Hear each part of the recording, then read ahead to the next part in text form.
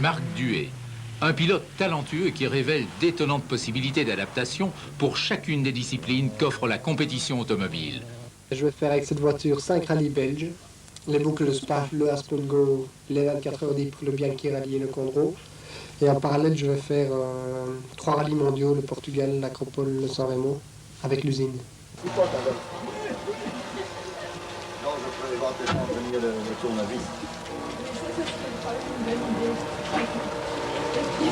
Sur une Audi Quattro, et il aimerait beaucoup rééditer cet exploit devant son public. La bagarre risque de faire rage entre la métro du pilote malmédien, la Ford RS200 de Robert Drogmans et la Lancia Rally du champion en titre Patrick Sneyers. Marc est très motivé par son statut de pilote d'usine Austin Rover et la métro 6R4 qu'il pilote a révélé lors du dernier rallye d'Angleterre un bien beau potentiel.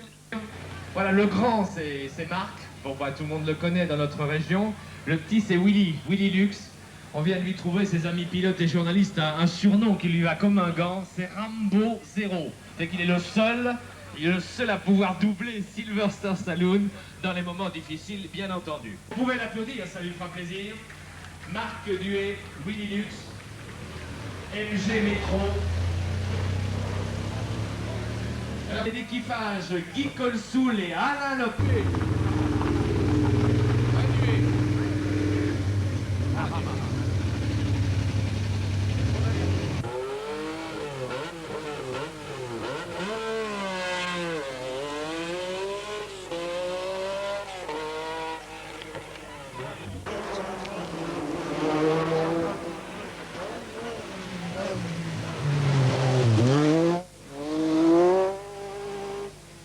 Pat Schmidt.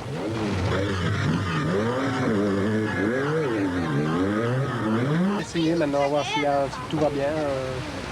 Faire un petit check si tu veux, et puis on va la ramener avant. On ne veut pas rouler trop avant le grand rallye.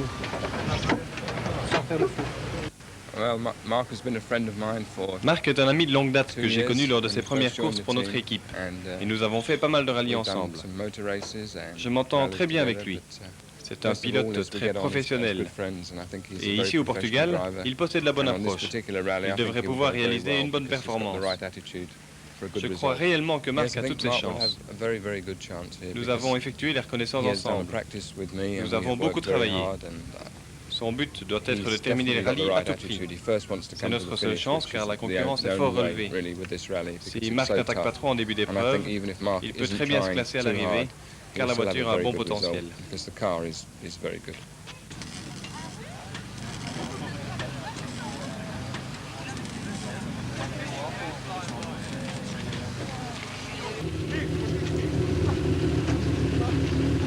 Les reconnaissances sont primordiales pour espérer réaliser une bonne course. Quelques semaines avant le départ, les organisateurs fournissent aux participants un roadbook renseignant l'itinéraire du rallye. Chaque équipage parcourt le tracé des spéciales plusieurs fois consécutivement pour prendre note de chaque virage et de chaque piège.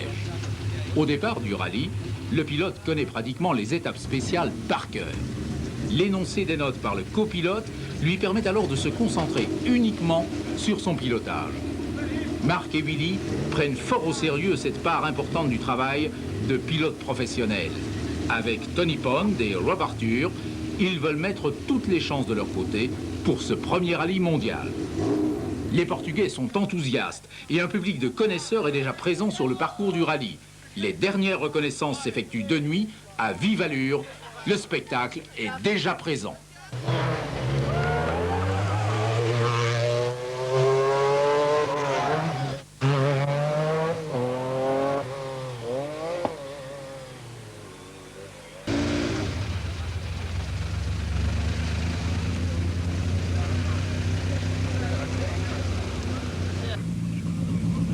Marc Duet est donc entré dans le clan très fermé des pilotes d'usine.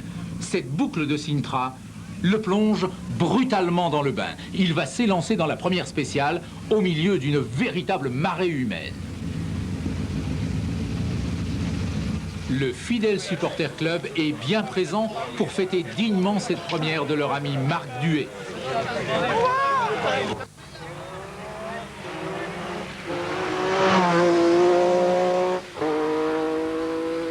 La présence des services d'ordre est symbolique.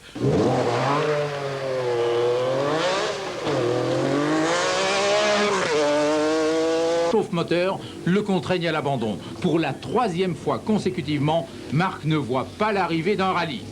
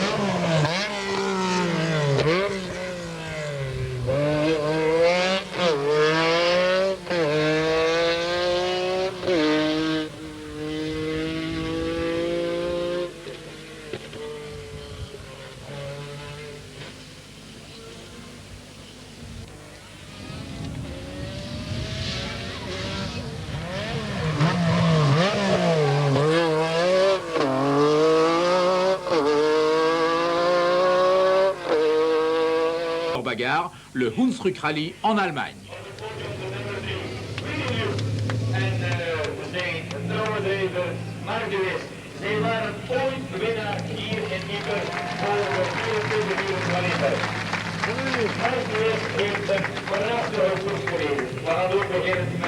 L'Italien n'a pas souri à Marc et Willy. Après la déconvenue du San Remo, Marc n'a pas perdu le On mot. va se lever à 7 h demain, à 5 h le lendemain et à 3 h le surlendemain si on arrive. Et alors le temps de conduite par jour va augmenter, mais ici l'horaire est plus ou moins simple aujourd'hui, on va rouler dans les parcs. Et je suis assez optimiste, j'ai la voiture du San Remo et le même numéro de départ, donc rien ne peut m'arriver.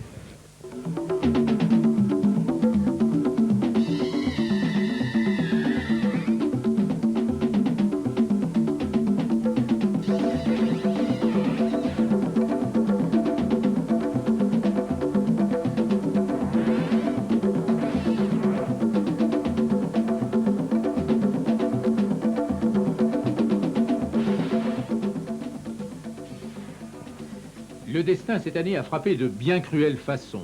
Marc Surer et son équipier Weider ont été victimes d'un terrible accident lors du Hessen Rally disputé en Allemagne. Le copilote a été tué sur le coup, tandis que Marc Surer s'en sortait miraculeusement. Quelques semaines plus tôt, le sort frappait de plein fouet le rallye du Portugal. Joachim Santos, dans son souci d'éviter un spectateur, sortait violemment de la route et rentrait dans la foule.